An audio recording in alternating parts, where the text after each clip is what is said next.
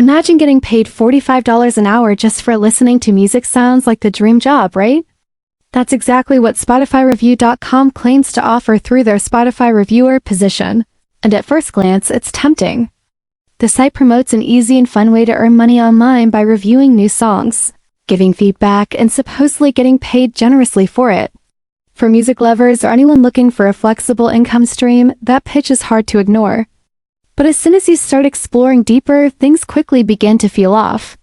The branding on the site tries hard to look official, even mimicking Spotify's aesthetic and name, which can easily mislead people into thinking there's a real partnership there isn't. Then you notice the stats they throw around: hundreds of users supposedly earning daily payouts, high hourly wages, and massive testimonials. But none of it adds up. There's no real proof of payment, and no credible source confirms these claims. When trying to sign up, users are often redirected to unrelated offers, sign-up walls, and even get prompted to pay for access or enter personal info, which is a huge red flag. The promises made feel more like bait than an actual business model. Classic scam playbook moves.